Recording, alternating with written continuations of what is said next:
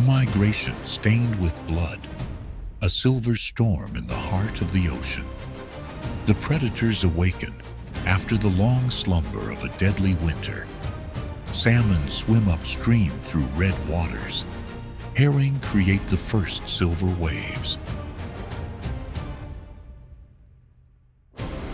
Two journeys, one shared calling, and the nature of Alaska has never been this ruthless.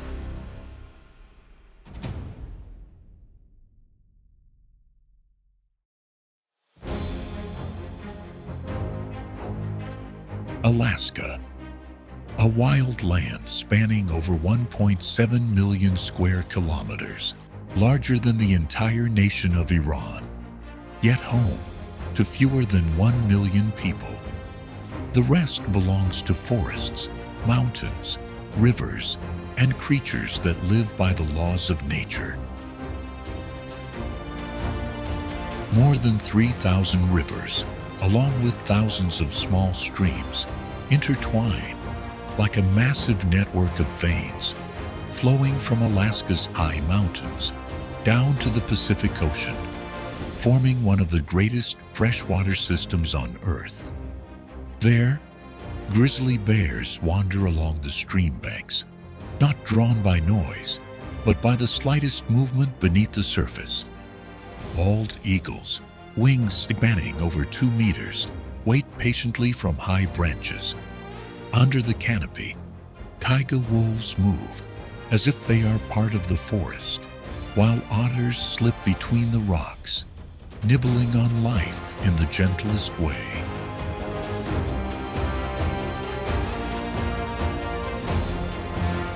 No species is a guest. No species is a host. All exist together. All depend on one another. But nature is preparing for something extraordinary. A returning wave is approaching. Not just a cycle, but an ancient ritual of life.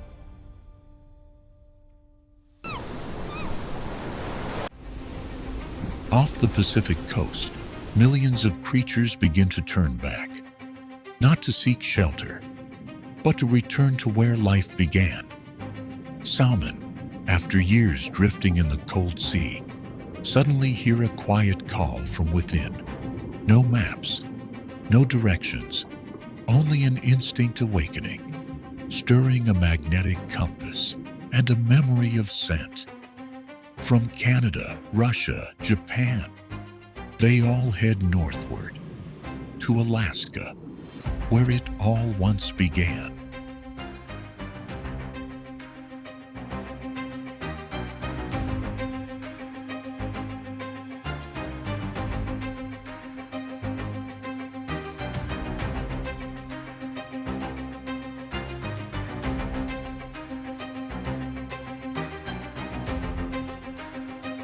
They have just touched Alaskan waters, but the first to welcome them is neither kin nor kind. It is a predator, waiting patiently from above. The bald eagle, the national bird of the United States, has gathered around Bristol Bay, where the first salmon begin to flood the river mouths. The hunt has never been this easy. They simply stand there, on cold rocks, right at the edge of shallow water, waiting for each sudden leap from the surface. Just one strike, and a fish is pulled from the current. No circling, no misses, only talons cold as steel and eyes locked on target. There's enough fish for everyone, even the seagulls. They don't hunt. They just fight for the leftovers, joining the feast nature has laid out. But this is only the beginning. The survivors must keep moving deeper inland, because the journey to the headwaters has only just begun. Salmon eat nothing from the moment their migration begins. From the instant they leave the ocean, Every bit of stored energy is reserved for one purpose: reproduction. And the closer they get to the headwaters, the more their bodies begin to change. Their transformation becomes striking. Dark red skin, raised dorsal fins, and hooked jaws on the males. All of it for the one and only mating battle of their lives.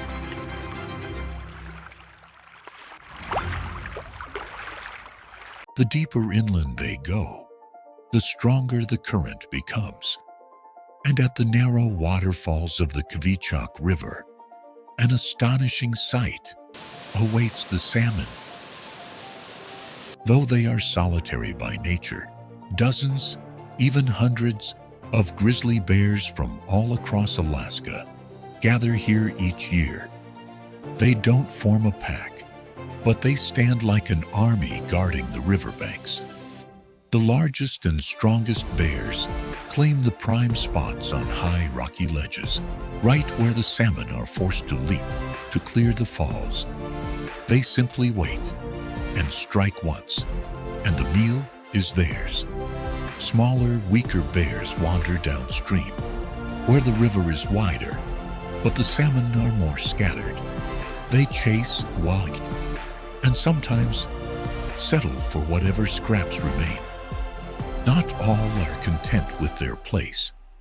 Fights do break out when two bears battle over a single ledge, just wide enough for one to stand firm, and close enough to snatch fish without falling into the rapids.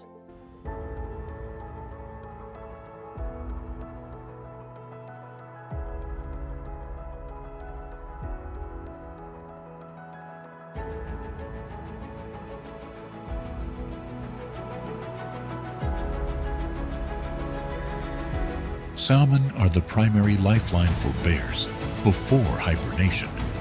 Each day, a fully grown bear can catch up to 30 to 40 salmon during peak migration season. But bears don't eat everything. They choose wisely, eating only the belly and roe, where fat and calories are most concentrated. The rest, head, bones, and body, is left behind along the banks, becoming food for ravens, wolves, and even otters.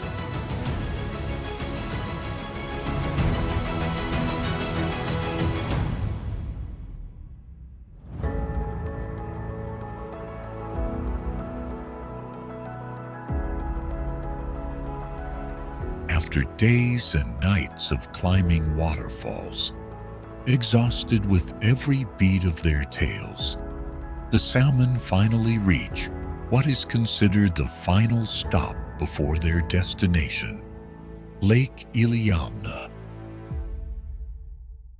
This is one of the largest and most pristine freshwater lakes in North America, where streams from high mountains converge into one, forming cool, clear, oxygen-rich waters. An ideal pause in the life or death journey. Here, the females need time for their eggs to fully mature before the true spawning phase begins. But this tranquil lake is not entirely safe. A silent predator has been here all along, the harbor seal. It knows the salmon will come. They do every year, and it has been waiting. At first it tried to chase, but it was useless. Even after their long, exhausting journey, the salmon still swam faster, too fast to catch. So, it changed tactics. No more chasing, no more movement.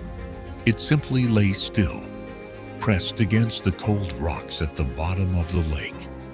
It waited, eyes wide open, fixed on the stream of fish above. As the salmon passed by, bright red fins flicking in the shimmering water, it didn't move, just watched, waiting for the right moment. A single bite, no miss, no mistake, and the fish is gone.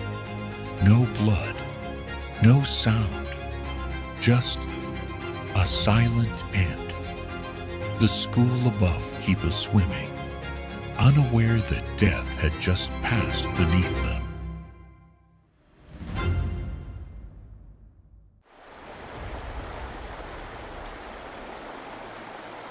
At last, they have reached the place where they were born. A small stream, cold and crystal clear, its bed covered with fine gravel, where their lives first began. But before they can spawn, they must fight one final battle against their own kind. The males, bright red with sharply hooked jaws, clash in the shallow waters, ramming, slashing, all to win the right to mate or to claim the most favorable position. There is no clear victor. Only those tough enough remain standing. Once a mate is chosen, the female begins to build a nest, fanning her tail to stir up a small current that buries thousands of eggs beneath the gravel. The male follows, fulfilling the only mission of his life.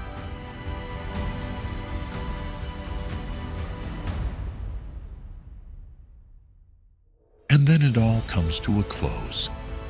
The once vivid red bodies fade, sinking to the bottom of the stream, dissolving into the cold earth and stone. Yet that ending is the beginning of another life. As the salmon carcasses decompose, they become a precious source of nutrients. Studies have shown that trees growing near salmon spawning grounds are taller, stronger, and healthier. And not just trees, shrimp, aquatic insects, birds, bears, all benefit from that final gift.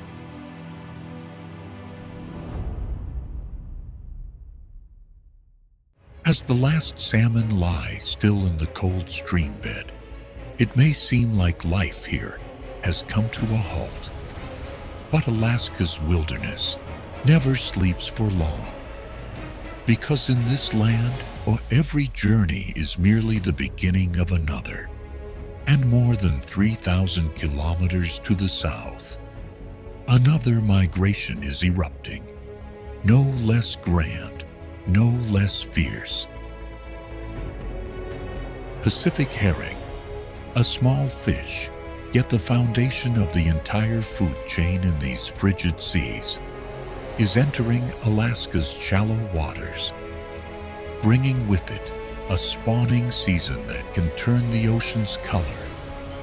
No other species can change the sea's surface. No other species can summon all three tiers of predators at once, except the herring.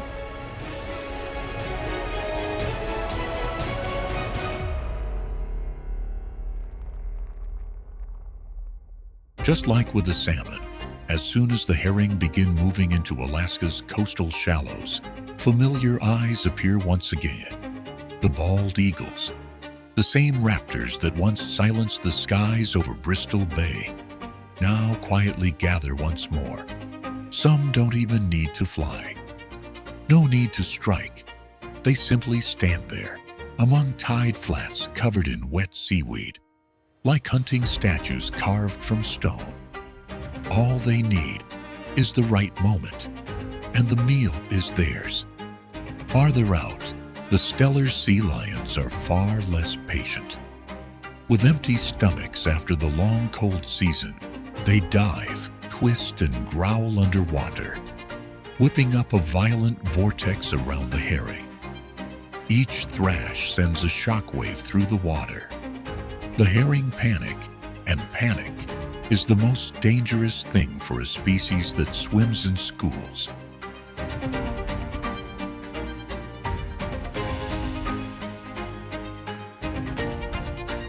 But what silently rises from the deep is the most patient predator of all, the humpback whale. It doesn't charge in like a hungry beast. It coordinates. One dives deep, encircling the herring with a net of bubbles. Another sends the signal, and when the moment comes, the entire formation surges upward, swallowing tens of thousands of herring in a single sweep. Thanks to this extraordinary teamwork, each whale can consume up to a ton of fish in just one day. That is why herring can feed an entire ocean. They are born not just to reproduce, but to keep the cycle of life in this sea unbroken.